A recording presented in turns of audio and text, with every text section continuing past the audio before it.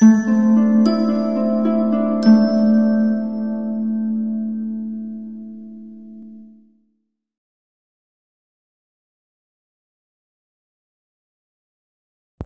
And welcome back. तो हमारा ये सफ़र काम वाली बाई सक्कूबाई के साथ था। उसकी ज़िंदगी के साथ, उसके सुख दुख के साथ रूबरू हो रहे थे हम। आखिर किन परिस्थितियों ने शकुंतला नाम की महाराष्ट्र के गांव में रहने वाली उस लड़की को मुंबई में काम वाली बाई में तब्दील कर दिया, और मुंबई आकर उसे किन किन हालातों से गुज़रना पड़ा, ये हम आगे देखते हैं।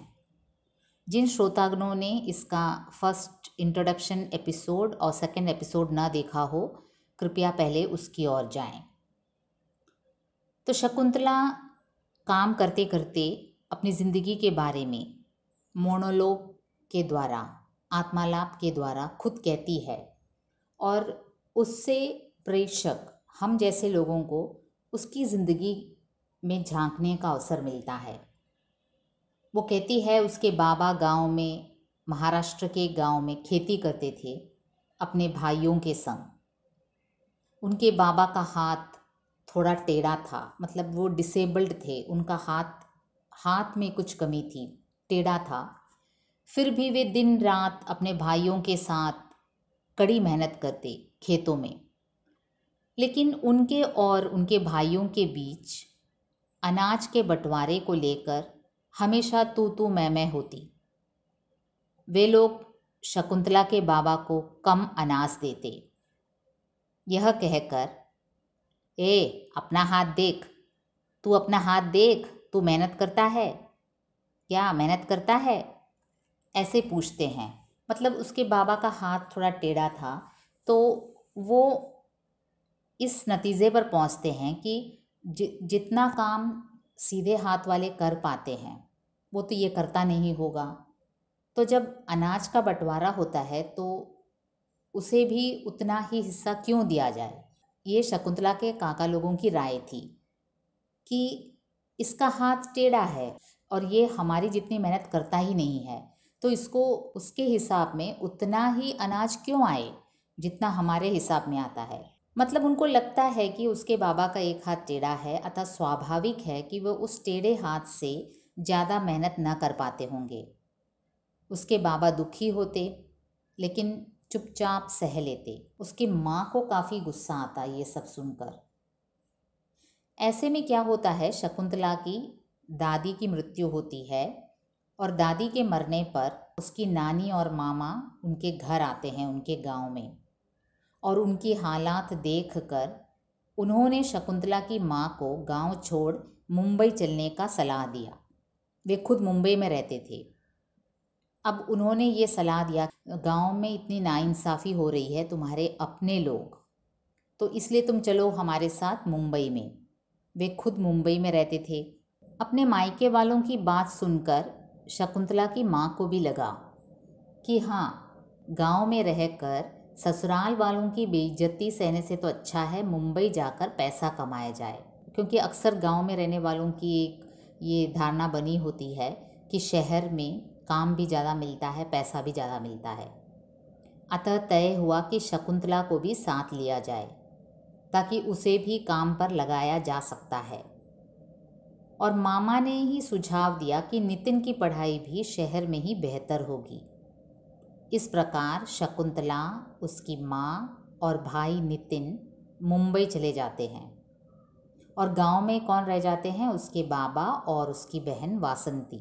शकुंतला को उस दिन काफ़ी दुख हुआ अपना गांव छोड़ते वक्त, अपने परिवार को बिखरते देख, क्योंकि बाबा और छोटी बहन गांव में और शकुंतला माँ और भाई के साथ शहर में, एक अनजान शहर में। तो उसको उस दिन काफ़ी दुख हुआ अपने परिवार को इस प्रकार अलग होते देख। उस दिन के बारे में वो यूँ कहती है, मुझे अच्छे से याद है जिस दिन हम गांव से चले, मेरी आई बहुत रोई थी।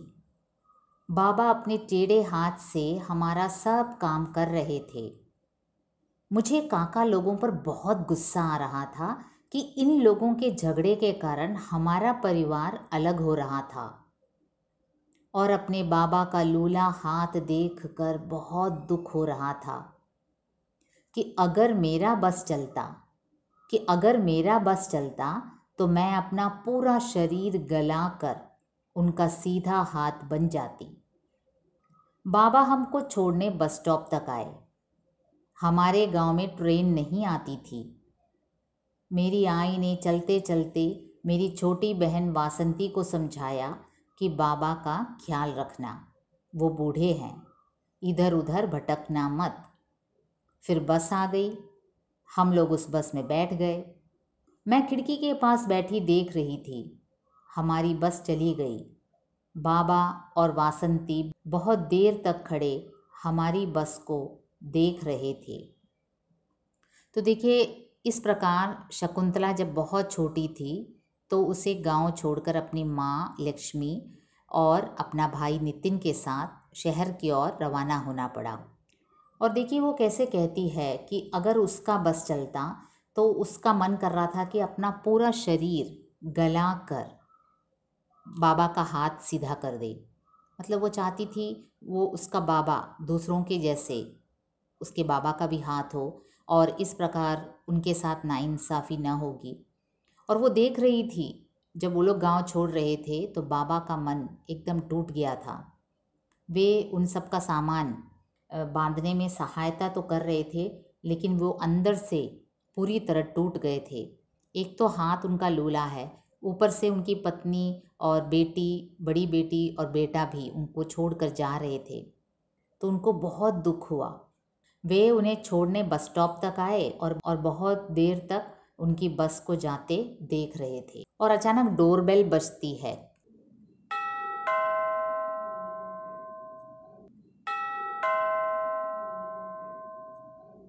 कहाँ की डोरबेल बजती है? यहाँ इस मुंबई के फ्लैट की, जहाँ हमारा रंगमंच है, जहाँ हमारा स्टेज है, जहाँ सकुबाई काम कर रही है, वहाँ की डोरबेल बजती है। और सकुबाई चौंक कर दरवाजे के अंदर से ही पूछती है। हमको क्या दिखाई देता है? हमको दर्शक को केवल ये फ्लैट दिखाई देता है, उसके अंदर काम करती बोलती जाती सकुबाई दिखाई देती है, लेकिन दरवाजे के उस पार से कोई घंटी बजा रहा है, कॉलिंग बेल बजा रहा है, और बाहर से ही एक लड़की की आवाज़ सुनाई देती है। वो क्या है ना, सेल्स गर्ल है, वो आई हुई है। हम लोग सुपर हाई डिटर्जेंट कंपनी की तरफ से आए हैं, वो कहती है। वॉशिंग पाउडर का डेमोन्स्ट्रेशन देना है। तो सकुबाई अंदर से ही कहती है, नहीं बाबा साहब, मेम साहब बाहर गए हैं, मेरे को नहीं लेना है। तो वो लड़की कहती है, लेने को कौन बोलता है, कम से कम दरवाज़ा तो खोलिए, हम फ्री में दे के जाएंगे। ये जो सेल्स गर्ल्स का जो टेक्निक होता है ना, जैसे तैसे दरवाज़ा उनको खुलवाना है। तो सकू कहती है, नहीं बाबा नहीं लेना है, और बड़बड़ाती हुई अंदर आती है। क्या ये लोग फ्री में देकर जाएंगे? कपड़ा क्या पहने थी वो, इतना टाइट टाइट, यानी एकदम टाइट। ये पैंट के अंदर घुसती कैसे होंगी? क्या ये लोग भी उल्टे सीधे कपड़े पहनकर घर घर घूमते रहते हैं? पर घर घर तो हम लोग भी घूमते हैं, इसकी भी कोई मजबूरी होगी। पर ये तो पढ़ी लिखी होगी, 12वीं 14वीं, हम तो एकदम अनपढ़ हैं। ए देवा, क्या ज़माना आ गया है। पढ़े लिखे लोग भी घर घर घूमते हैं और अनपढ़ भी। चलो इस बात में तो हम लोग बराबर हुए। तो उस अपार्टमेंट में आने वाली जो सेल्स गर्ल है, उसकी ज़िंदगी के बारे में, उनके वर्किंग कंडीशंस के बारे में एवं उनके टाइट ड्रेसिंग के बारे में सक्कू टिप्पणी करती है।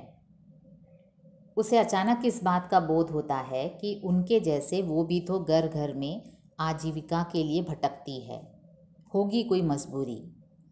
पढ़े लिखे लोग भी घर घर घूमते हैं। तो वो सक्कू सोचती है कि हम अनपढ़ हैं, इसलिए दूसरे लोगों के घर घर घूमकर नौकरी करनी पड़ती है। ये कोई इज्जत की बात नहीं है किसी दूसरे के घर में रह कर काम करना। तो अचानक सोचती है, ये लड़की तो पढ़ी लिखी होगी, कम से कम 10-12 तक तो पढ़ी ही होगी, लेकिन इसे भी घर घर में घूमना पड़ता है, तो कोई फ़र्क नहीं रहा। चलो और ड्रेसिंग के बारे में, इतना टाइट ड्रेस पहनती हैं ये सेल्स गर्ल्स। सकू कहती है कि वो पैंट के अंदर घुसती कैसे हैं। और वो याद करती है, जब ड्रेसिंग के बारे में उसके मन में ख्याल आता है तो वो याद करती है जब उसकी माँ पहले पहल गांव से मुंबई शहर काम के लिए आई थी तो नौवारी साड़ी पहनती थी। नौवारी साड़ी यानी महाराष्ट्रियन स्टाइल की साड़ी, जैसे ये देखिए इस तरह।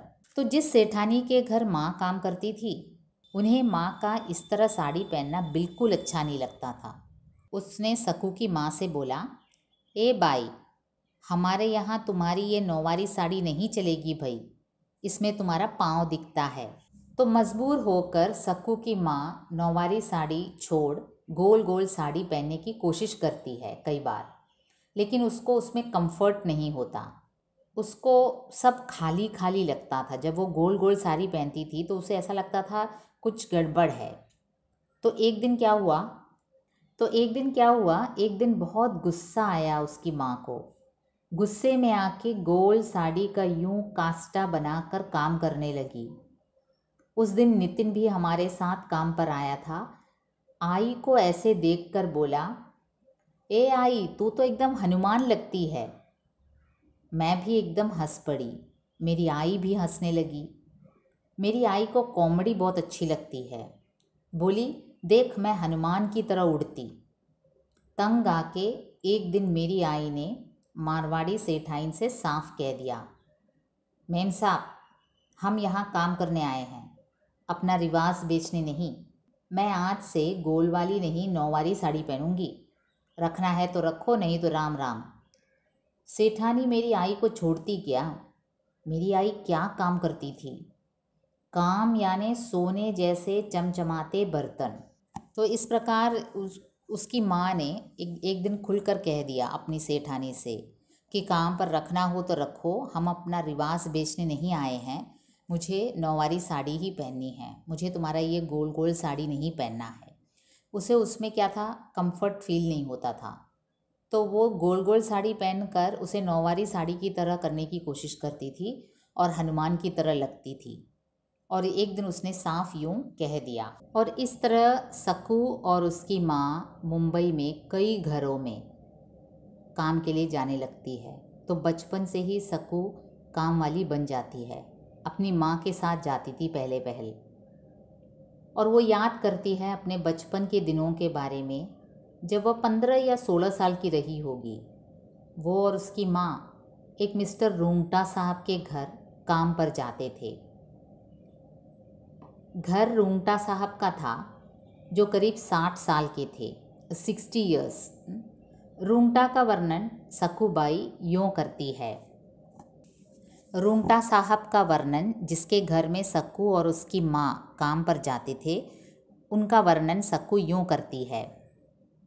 रूंगटा साहब होंगे कोई 60 साल के। उंगलियों में बड़ी बड़ी सफ़ेद सोने की अंगूठी पहने, गले में सोने की चेन, हाथ में सोने की घड़ी, सफ़ेद पैंट, सफ़ेद बुशकोट, सफ़ेद जूता और हाथ में सिगरेट का डिब्बा। अरे क्या सिगरेट पीते थे। और वो सिगरेट पीने का अभिनय करती है स्टेज में, मतलब कि सकूबाई दिखाती है कि कैसे रूंगटा साहब सिगरेट पीते हैं। ये उस समय की बात है जब वो 15-16 साल की थी।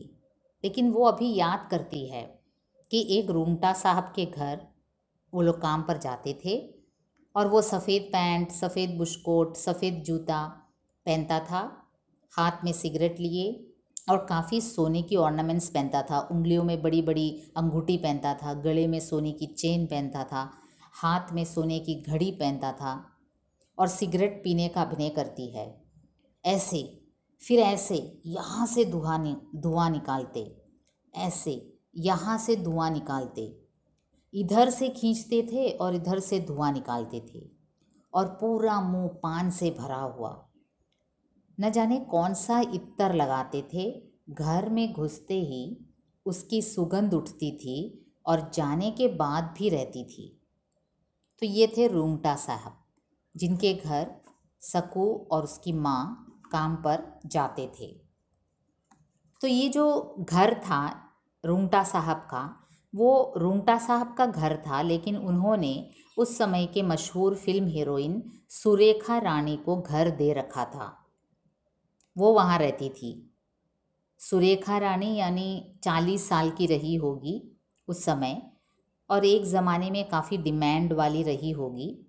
लेकिन उन दिनों फिल्मों में कोई ऑफ़र ना था उसका, और रूंगटा साहब का रोज़ सुरेखा के पास विजिट करने का क्रम बनता।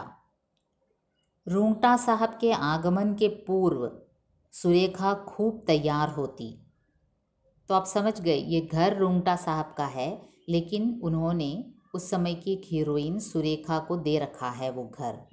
और ये रूंगटा साहब क्या है, रोज़ यहाँ आते थे, और आने से पहले, इनके आगमन से पहले सुरेखा खूब तैयारी करती।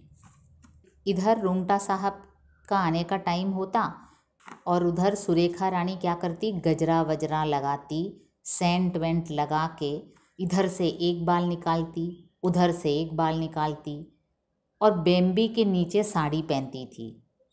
हम लोग इसको बेम्बी बोलते हैं, आप लोग क्या बोलते हैं मालूम नहीं। और साड़ी का पल्लू यूं करके, और जैसे कि रूंगटा साहब आते, रूंग जी आज फिर आपने आने में देर कर दी रूंग जी। इस प्रकार वो सुरेखा रूंगटा के आने से पहले एकदम अजीब तरह से ड्रेसिंग करती, मतलब साड़ी भी ठीक से नहीं पहनती, और साड़ी एकदम नीचे को पहनती, मतलब रूंगटा को रिझाने के लिए वो सेंट लगाती, गजरा लगाती। और देखिए, वो एक फ़िल्म हीरोइन थी, लेकिन अपने 40 की उम्र में थी, मतलब उसको ज़्यादा फिल्म ऑफ़र वगैरह नहीं आ रहा था। तो वो चाहती होगी कि वो रूंगटा साहब, जो कि धनवान थे बहुत, मतलब कि सोने की चेन, सोने की अंगूठी वगैरह पहनता था, तो होगा धनवान। और ये एक कीमती अपार्टमेंट था जहाँ ये काम पर जाते थे। और सुरेखा इस तैयारी में रहती थी कि रूंगटा को खुश रखे। और वो भी क्या करते थे, रूंगटा साहब सुरेखा रानी को गोद में बच्चे की तरह बिठाकर प्यार करते। मैं और आई किचन में से सब देखते। आई को ये सब अच्छा नहीं लगता, लेकिन मुझे तो बहुत अच्छा लगता। देखिए, ये उस समय 15-16 साल की थी। ये अपनी माँ के साथ उस घर में काम के लिए किचन में रहती, और वो वहाँ से देखती क्या हो रहा है यहाँ पे क्या हो रहा है। रूंगटा साहब अपनी गोद में सुरेखा रानी को बिठाकर प्यार करते, और आई को ये सब देखकर बहुत गुस्सा आता, लेकिन मुझे तो बहुत अच्छा लगता। सकू उस समय 15-16 साल की रही होगी, तो उस समय उसको ये सब बहुत अच्छा लगता। इस रूंगटा साहब के आगमन से पहले ये सुरेखा रानी काफ़ी सज धज कर तैयार होती, और आने के बाद भी काफ़ी सेवा सत्कार करती। वो क्या करती, सोफ़े में बिठाकर उनके जूते मोज़े खुद खोलती, गर्म पानी का तौलिया उनके सिर पर रखती, दोनों विस्की पीते, मच्छी फ्राई खाते, और रूंगटा सुरेखा को गाना गाने का रिक्वेस्ट करते, और सुरेखा भी खूब नाचती गाती। और विस्की एवं नाच गान के बाद वो सुरेखा को अपनी गोद में बिठाकर प्यार भरी बातें करते। सक्कू, जो उस समय 15-16 साल की रही होगी, वो और उसकी माँ किचन से ये सब देखा करते। अमीरों के घर की ये सब दृश्य देखकर काफ़ी अच्छा लगता, लेकिन उनकी माँ को ये सब देखकर काफ़ी गुस्सा आता। तो अमीरों के घर में ये सब जो चलता था, वो सब देखकर सक्कू को तो काफ़ी एंटरटेनमेंट था, लेकिन सक्कू की माँ को काफ़ी गुस्सा आता। तो ये नादिरा जी ये कहती हैं कि जो घर में आने वाली जो बाई हैं, काम पर लगने वाली, उनको इन घरों में होने वाले अंतरंग बातों की जानकारी रहती है। खास करके ये जो हाई क्लास लोग हैं, जो अपने घर का काम खुद नहीं करते, जो इस प्रकार के काम वालियों पर डिपेंड करते हैं, उनके घर में क्या क्या चलता है उसका कोई प्राइवेसी नहीं रहता। काम में आने वाली ये सब देखती हैं और सक्कू को भी इन सब नज़ारों को देखने का अवसर मिला क्योंकि वो बचपन से ही काम पर लग गई थी। तो चलो आज के लिए सक्कू के जीवन का जो सफ़र है इतना काफ़ी है। अब अगले एपिसोड में फिर मिलेंगे। चलते हैं मलयालम वर्जन की ओर। जुड़े रहिए और अपना कमेंट बॉक्स में ज़रूर ड्रॉप कीजिए। Thank you. നാദ്ര സഹീർ ബബ്ബറിൻ്റെ ഈ സോളോ ഡ്രാമ സക്കുബായി നമുക്കൊരു വേലക്കാരിയുടെ, ഒരു വീടുകളിൽ ജോലിക്ക് പോകുന്ന ഒരു ജോലിക്കാരിയുടെ കൂടെയുള്ളൊരു യാത്രയാണ്. അപ്പം നമ്മൾ അവരുടെ ദുഃഖം, അവരുടെ ജീവിതം ഇതെല്ലാം ആ സ്ത്രീ നാടകത്തിലൂടെ പറയുകയാണ്. അപ്പോൾ ഏത് സാഹചര്യത്തിലാണ് അവർ മഹാരാഷ്ട്രയിലെ ഒരു ചെറിയ ഗ്രാമത്തിൽ ഒരു കൃഷി ചെയ്ത് ജീവിക്കുന്ന ഒരു കുടുംബമായിരുന്നു. അതിൽ നിന്ന് എങ്ങനെ ഇവർ മുംബൈ എന്ന ഒരു സിറ്റിയിൽ എത്തിപ്പെട്ടു എന്നുള്ള കഥ ഇവർ പറയുകയാണ്, സക്കു പറയുകയാണ്. അപ്പോൾ ഇവർ ഗ്രാമത്തിൽ, മഹാരാഷ്ട്രയിലെ ഒരു ഗ്രാമത്തിൽ കഷ്ടപ്പെട്ട് അധ്വാനിക്കുന്ന ഒരു, കൃഷി ചെയ്ത് ജീവിക്കുന്ന ഒരു, അധ്വാനിക്കുന്ന ഒരു കുടുംബമായിരുന്നു, കൃഷി ചെയ്ത് ജീവിക്കുന്നത്. അപ്പോൾ ഇവരുടെ അച്ഛന് ഒരു കൈക്ക് സ്വാധീനക്കുറവുണ്ടായിരുന്നു, ഒരു കൈക്ക്. പക്ഷേ അദ്ദേഹം ആ ഒരു സ്വാധീനക്കുറവുള്ള കൈ കൊണ്ട് തന്നെ മാക്സിമം ഹാർഡ് വർക്ക് ചെയ്യുമായിരുന്നു. അച്ഛൻ്റെ സഹോദരങ്ങളുടെ ഒപ്പം കൃഷി സ്ഥലത്ത് പോയി ജോലി ചെയ്യുമായിരുന്നു. പക്ഷേ വിളവെടുപ്പ് കഴിയുമ്പം എപ്പോഴും അച്ഛൻ്റെ സഹോദരങ്ങൾ ഇവരർഹിക്കുന്ന പങ്ക് കൊടുക്കില്ല. കാരണം അവർ പറയുന്നത് ഇതാണ് പറയുന്നത്.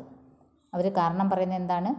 ഏ അപ്ന ഹാത്ത് ദേഖ്, തൂ അപ്ന ഹാത്ത് ദേഖ്, തൂ മെഹനത്ത് കർത്താ ഹേ ക്യാ. അവരുടെ ഒരു ന്യായം എന്താണെന്ന് വെച്ചാൽ, ഈ ഒരു കൈക്ക് സ്വാധീനമില്ലാത്ത ആൾ എന്ത് ജോലി ചെയ്യാനാണ്? മാക്സിമം ചെയ്താൽ തന്നെ എന്ത് ചെയ്യാനാണ്? അപ്പം മറ്റുള്ളവർ അധ്വാനിച്ച പോലൊന്നും ഇയാൾ അധ്വാനിച്ചിട്ടില്ല. അതുകൊണ്ട് തന്നെ ഇതിൻ്റെ പങ്ക് പറ്റുമ്പോഴും അയാൾക്ക് അത്രയും കൊടുക്കേണ്ട കാര്യമില്ല. സ്വന്തം സഹോദരങ്ങളാണ്. അപ്പോൾ ഇവരുടെ കുടുംബത്തിൽ ഇതൊരു വലിയ പ്രശ്നമായിരുന്നു. അമ്മയും അച്ഛനെ സഹായിക്കാൻ പോകുമായിരുന്നു കൃഷിസ്ഥലത്ത്. പക്ഷേ അവസാനം വിളവെടുപ്പ് കഴിയുമ്പോൾ ഇതായിരുന്നു ഇവരുടെ അവസ്ഥ. അങ്ങനെ ഇരിക്കെ ഇവരുടെ അച്ഛൻ്റെ അമ്മ മരണപ്പെട്ടു. ആ മരണത്തിന് പങ്കെടുക്കാൻ സക്കുവിൻ്റെ നാനി വന്നു. നാനി എന്ന് പറയുമ്പോൾ അമ്മയുടെ അമ്മ, അമ്മൂമ്മ, അമ്മയുടെ അമ്മയും ആങ്ങളെയും എല്ലാം ഈ മരണത്തിന് പങ്കെടുക്കാൻ വന്നു. ഈ ഒരു ചടങ്ങിന് വന്നു ഗ്രാമത്തിൽ. അവിടെ വന്നപ്പോഴാണ് ഇവരുടെ ഈ ദയനീയ അവസ്ഥയെല്ലാം കേട്ടിട്ട് അമ്മാവൻ സജസ്റ്റ് ചെയ്യും, എന്തുകൊണ്ട് നിങ്ങളങ്ങ് മുംബൈയിലേക്ക് വന്നുകൂടാ? അവിടെ ആവുമ്പം പല വീടുകളിൽ പോയി ജോലി ചെയ്യാം, സക്കുവിനെയും കൂടെ കൂട്ടാം, ശകുന്തളയും കൂടെ കൂട്ടാം. കാരണം ശകുന്തളയും വീടുകളിൽ ജോലി ചെയ്യാൻ ഹെൽപ്പ് ചെയ്യാൻ വരും. പിന്നെ നിതിൻ ഒരു പയ്യനുണ്ടായിരുന്നത്, പയ്യൻ്റെ പഠിത്തവും മുംബൈയിലാകുമ്പോൾ നല്ല നിലവാരത്തിൽ പഠിക്കാൻ പറ്റും. അങ്ങനെ ഇവരൊരു തീരുമാനത്തിലെത്തും. ഈ കൈവയ്യാത്ത അച്ഛനും ഇളയ സഹോദരി വാസന്തിയും ഗ്രാമത്തിൽ നിൽക്കാനും അമ്മയും സക്കുവും നിതിനും ഇവർ മൂന്നുപേരും കൂടെ മുംബൈയിലേക്ക് പോവുകയാണ്, അമ്മാവൻ്റെ അടുത്തേക്ക്. അമ്മാവനും ഉണ്ട്, അമ്മയുടെ അമ്മയുണ്ട്. അവരെല്ലാവരും മുംബൈ സിറ്റിയിലാണ്. അപ്പോൾ പൊതുവെ ഒരു ധാരണ ഗ്രാമത്തിനേക്കാളും കൂടുതൽ ഓപ്പർച്യൂണിറ്റീസ്, ജോലി സാധ്യത സിറ്റിയിലാണ്. അങ്ങനെ ആ ഒരു ഹോപ്പിൽ ഇവർ സിറ്റിയിലേക്ക് പോവുകയാണ്. അപ്പോൾ ആ ഒരു ഫാമിലി മുറിഞ്ഞു മാറിയപ്പം ശകുന്തളയ്ക്ക് വളരെയധികം വിഷമമുണ്ടായിരുന്നു. അന്ന് അതൊരു കൊച്ചുകുട്ടിയായിരുന്നു ശകുന്തള. അപ്പോൾ ഇപ്പോഴും അത് ഓർക്കുന്നു. അച്ഛൻ ആ വയ്യാത്ത കൈകൊണ്ട് ഇവരുടെ സാധനങ്ങളെല്ലാം ഒതുക്കി വെക്കുന്നതും, വാസന്തിയും അച്ഛനും ഇവരെ ബസ് സ്റ്റാൻഡിൽ കൊണ്ടുവിടുന്നതും, ഇവരുടെ ബസ് ദൂരെ പോകും, ഇവരുടെ ബസ് കണ്ണിൽ നിന്ന് മായുന്നത് വരെ അച്ഛൻ നോക്കി നിൽക്കുന്നതും. അച്ഛൻ ആ സമയത്ത് വളരെയധികം വിഷമമുണ്ടായിരുന്നു. കാരണം തൻ്റെ സഹോദരങ്ങളുടെ ഈ ഒരു പ്രശ്നം കാരണം അവരുടെ കുടുംബം ഇങ്ങനെ രണ്ടായി മാറുന്നു. ആ സമയത്ത് ശകുന്തളയ്ക്ക് തോന്നിയത് തൻ്റെ ശരീരം, ഇങ്ങനെയാണ് പറയുന്നത്, അഗർ മേരാ ബസ് ചലത്താ तो मैं अपना पूरा शरीर गलाकर उनका सीधा हाथ बन जाती. എൻ്റെ ശരീരം മുഴുവനും അലിയിച്ചിട്ട് ഞാൻ അദ്ദേഹത്തിൻ്റെ നല്ലൊരു കൈയായി മാറാൻ എനിക്ക് ആഗ്രഹമുണ്ടായിരുന്നു. എനിക്ക് അത്രയ്ക്ക് സങ്കടം തോന്നി. അത് മാത്രമല്ല, പിന്നെന്താണ്, मुझे बहुत गुस्सा भी आया. मुझे काका लोगों पर बहुत गुस्सा आ रहा था कि इन लोगों के झगड़े के कारण हमारा परिवार अलग हो रहा था. അപ്പോൾ ഒരു കൊച്ചുകുട്ടിയായ ശകുന്തളയ്ക്ക് ഇത്രയും മാത്രം അറിയാം, ഈ അച്ഛനും ചിറ്റപ്പന്മാരും എല്ലാം കൂടെ അടിയിടുന്നത് കാരണമാണ് ഞങ്ങളുടെ കുടുംബം ഇങ്ങനെ സ്പ്ലിറ്റ് ആവുന്നത്. ആ ഗ്രാമത്തിൽ അച്ഛൻ ഒറ്റയ്ക്ക് നിൽക്കുന്നതും വാസന്തിയുടെ ഒപ്പം നിൽക്കുന്നതും ആ ഒരു സീൻ ശകുന്തളയ്ക്ക് അതൊരു വളരെ വിഷമം ഉണ്ടാക്കുന്ന ഒരു സീനായിരുന്നു. ഇങ്ങനെ ഈ കാര്യങ്ങളൊക്കെ നമ്മളടുത്ത് ശകുന്തള പറയുന്നതിൻ്റെ ഇടയ്ക്ക് പെട്ടെന്ന് കോളിംഗ് ബെല്ലിൻ്റെ സൗണ്ട് കേൾക്കും.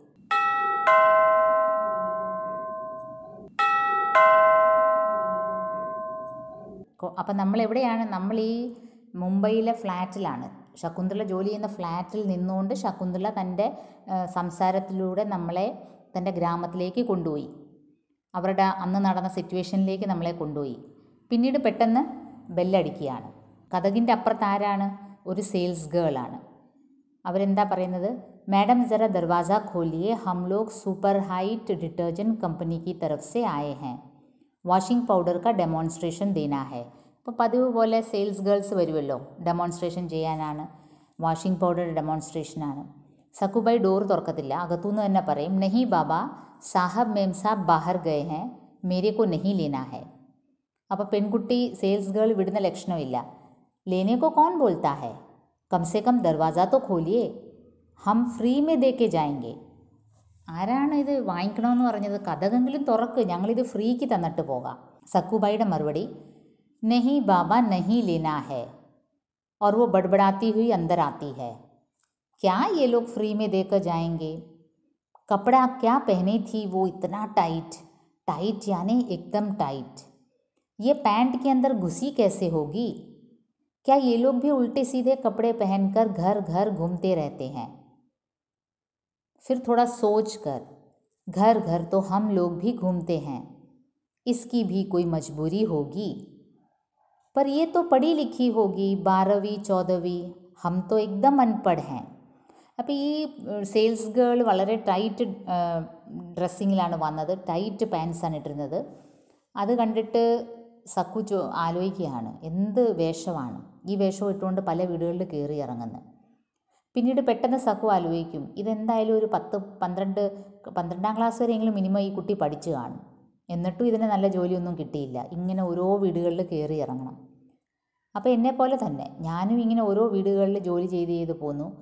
ഈ പഠിത്തമില്ലാത്ത ഞാനും അത് തന്നെ ചെയ്യുന്നു, പഠിത്തമുള്ള ഈ കുട്ടിയും അത് തന്നെ ചെയ്യുന്നു. അപ്പോൾ ഓരോരുത്തർക്കും ഓരോ മജ്ബൂരി ആയിരിക്കും, എന്നുവെച്ചാൽ ഓരോരുത്തർക്കും ഓരോ സിറ്റുവേഷനാണ്, അതിൻ്റെ ഗതികേടാണ്. ചലോ ഇസ് ബാത് മേ തോ ഹം ലോഗ് ബരാബർ ഹുവേ. ചലോ ഇവർ മോഡേൺ ഡ്രസ്സ് ഇട്ട് വരുന്നു, വീടുകളിൽ കയറി ഇറങ്ങുന്നു, ഞാനിങ്ങനെ വീട്ടുജോലിയായിട്ട് സാധാ ഡ്രസ്സിൽ നിൽക്കുന്നു. അങ്ങനെ പെട്ടെന്ന് ഈ വസ്ത്രധാരണത്തിൻ്റെ കാര്യം ഓർമ്മ വരുമ്പോഴാണ് സക്കുവിന് തൻ്റെ അമ്മയുടെ വസ്ത്രധാരണത്തെ പറ്റി ഓർമ്മ വരുന്നത്. ഈ അമ്മ ഈ നൗവാരി സാരിയായിരുന്നു ഉടുക്കുന്നത്. നൗവാരി സാരി എന്ന് പറയുമ്പോൾ ഈ മഹാരാഷ്ട്രീയൻസ് ഉടുക്കുന്ന പോലത്തെ സാരി, ഇതുപോലത്തെ. അതിലിങ്ങനെ അത് ആ സാരി ഉടുത്ത് ജോലി ചെയ്യുമ്പോൾ, പണ്ട് സക്കു അന്ന് ചെറുതായിരുന്നു, അമ്മ ജോലിക്ക് പോകുന്ന ആ സേഠാനി അവർക്കത് ഇഷ്ടമല്ലായിരുന്നു. അവർ പറയും, ഏ ബായി, हमारे यहाँ तुम्हारी ये नौवारी साड़ी नहीं चलेगी भाई, इसमें तुम्हारा पाँव दिखता है, നിങ്ങളുടെ കാലൊക്കെ ഇതിൽ കാണും, ഇത് ഇട്ടുകൊണ്ട് ഇവിടെ ജോലിക്ക് വരരുത് എന്ന് പറഞ്ഞ് അവർ വഴക്ക് പറയുമായിരുന്നു. അപ്പോൾ സക്കുബായിയുടെ അമ്മ ഗതികെട്ട് വേറെ ഓർഡിനറി നമ്മളെല്ലാവരും ഉടുക്കുന്ന പോലത്തെ സാരി ഉടുത്ത് ജോലിക്ക് പോകാൻ ശ്രമിക്കും. പക്ഷേ അവർക്കതൊരു കംഫർട്ട് ഫീൽ ചെയ്യത്തില്ല, കാരണം അവർക്ക് മറ്റേതാണ് ശീലം, മഹാരാഷ്ട്രീയൻ സ്റ്റൈലിൽ നൗവാരി സാരി ഉടുക്കുന്നതാണ് അവർക്ക് ശീലം. ഏക് ദിൻ, ഒരു ദിവസം നോക്കുമ്പോൾ എന്താണ്, एक दिन बहुत गुस्सा आया मेरी आई को, गुस्से में आके गोल साड़ी का यूं कास्टा बनाकर काम करने लगी. उस दिन नितिन भी हमारे साथ काम पर आया था. आई को ऐसे देखकर बोला, ए आई, तू तो एकदम हनुमान लगती है. അങ്ങനെ ഒരു ദിവസം അമ്മ യൂഷ്വൽ ഗോൾഡ് സാരി ഉടുത്ത്, അവർക്കത് ഇഷ്ടമല്ല അങ്ങനെ ഉടുക്കുന്നത്, പിന്നെ ആ സേഠാനി പറഞ്ഞത് കാരണം അങ്ങനെ ഉടുത്ത് വരും. പിന്നെ അവരുടെ മഹാരാഷ്ട്രീയൻ സ്റ്റൈലിൽ ആ സാരീനെ തന്നെ ആക്കാൻ ശ്രമിച്ച് ജോലി ചെയ്യുമ്പോൾ നിതിൻ പറയും ഇത് കണ്ടിട്ട്, അന്ന് നിതിനും കൂടെ ഉണ്ടായിരുന്നു ഇവരുടെ, നിതിൻ പറയും, അമ്മ എന്തോ ഹനുമാനെ പോലെ ഇരിക്കുന്നല്ലോ എന്ന്. मैं भी एकदम हंस पड़ी, मेरी आई भी हंसने लगी. मेरी आई को कॉमेडी बहुत अच्छी लगती है. बोली, देख मैं हनुमान की तरह उड़ती. ശകുന്തളയുടെ അമ്മ അവസാനം തൻ്റെ നിലപാട് അറിയിക്കും. അവരിങ്ങനെ പറയും, मैम साहब, हम यहाँ काम करने आए हैं, अपना रिवाज बेचने नहीं।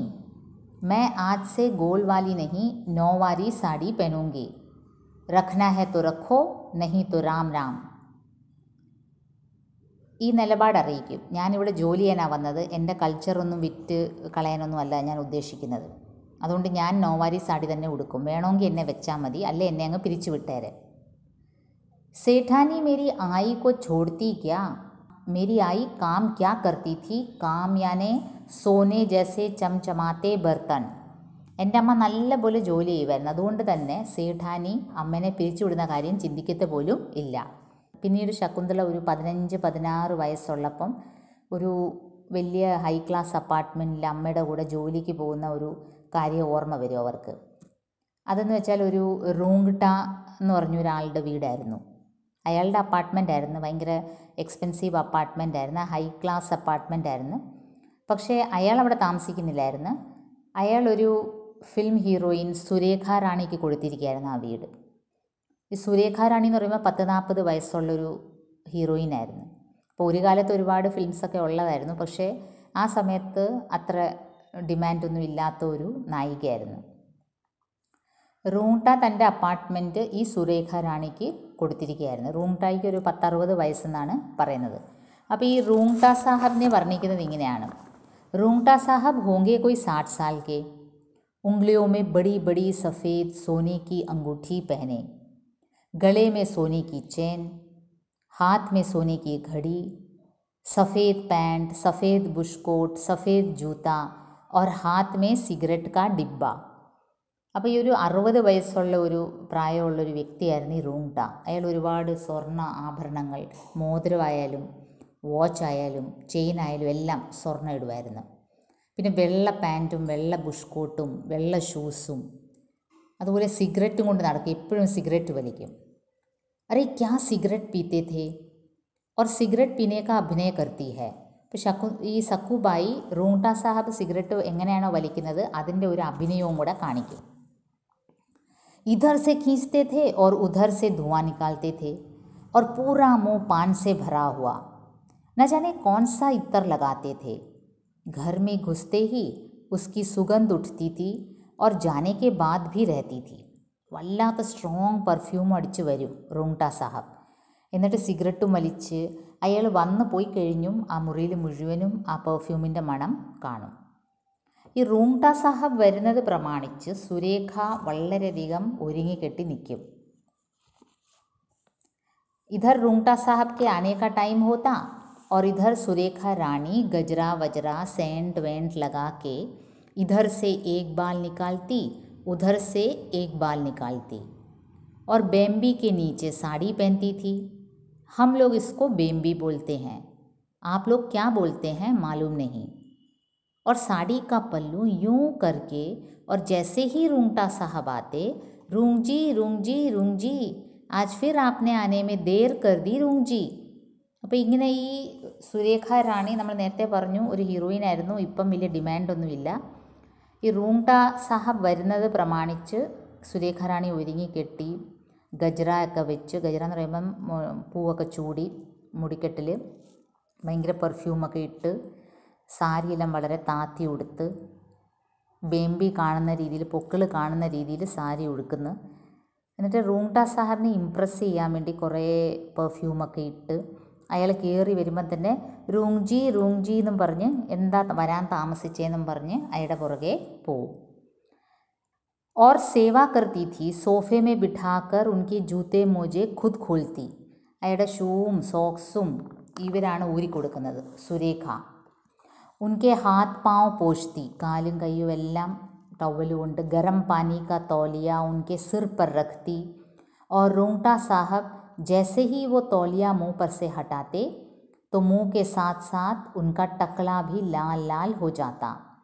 ഇത് എന്നിട്ട് മാക്സിമം അവർ ഈ സുരേഖ റൂങ്ട സാഹബിനെ സേവിക്കും. വളരെയധികം ഷൂവും സോക്സും ഒക്കെ ഊരി ഈ സുരേഖ റാണി റൂങ്ട സാഹബിനെ വളരെയധികം പാമ്പർ ചെയ്യും. മच्छी ഫ്രൈ खाते, दोनों पीते, വിസ്കി പീത്തെ, മच्छी ഫ്രൈ खाते. എന്നിട്ട് കുറച്ച് രണ്ടുപേരും പെഗ് വിസ്കിയൊക്കെ കുടിച്ചു കഴിഞ്ഞിട്ട് ഇവർ പാട്ടും ഡാൻസും ഒക്കെയാണ്. ഇത് കാണുമ്പം ഈ ശകുന്തളയ്ക്ക് വളരെ സന്തോഷം. ശകുന്തള അന്ന് 15ഉം 16ഉം വയസ്സുള്ളൊരു കുട്ടിയാണ്. ശകുന്തളയ്ക്ക് ഇതൊക്കെ കാണുന്നത്, ശകുന്തളയെ അമ്മ അടുക്കളയിൽ നിൽക്കുകയാണ്. അടുക്കളയിൽ ഇതൊക്കെ കാണുന്നത് വളരെ രസകരമായ ഒരു സീനാണ്. പക്ഷേ ശകുന്തളയുടെ അമ്മയ്ക്ക് ഇതൊക്കെ കാണുമ്പോൾ ദേഷ്യം വരും. അപ്പോൾ ഇങ്ങനെ നമ്മൾ ഇവർ ഈ ജോലിക്ക് പോകുന്നവർ അതാത് വീടുകളിൽ നടക്കുന്ന ഓരോ കാര്യങ്ങളും ഇവരുടെ മനസ്സിലും ഒരു ഇമേജ് ക്രിയേറ്റ് ആവുകയാണ്. ഈ കൊച്ചുകുട്ടിയുടെ, ഈ 15-16 വയസ്സുള്ള കുട്ടി ഇതൊക്കെ കണ്ടാണ് ആ അടുക്കളയിൽ ജോലി ചെയ്തിരുന്നത്. ഈ റൂങ്ടാ സാഹബിൻ്റെയും സുരേഖ റാണിയുടെയും ഓരോ ഹൈ ക്ലാസ് ആൾക്കാർ കാണിക്കുന്ന ഓരോ പെരുമാറ്റങ്ങൾ, വിസ്കി കുടിക്കുന്നു, പാട്ട് പാടുന്നു, ഡാൻസ് ചെയ്യുന്നു, മടിയിലിരുത്തുന്നു, ഇതെല്ലാം കണ്ടിട്ടാണ് ഈ ശകുന്തള വളർന്നത്. അപ്പം നമുക്കിന്ന് ശകുന്തളയായിട്ടുള്ള യാത്ര ഇവിടെ അവസാനിപ്പിക്കാം. അപ്പം നമുക്ക് അടുത്ത എപ്പിസോഡിൽ കണ്ടുമുട്ടാം. അതുവരെ നന്ദി, നമസ്കാരം.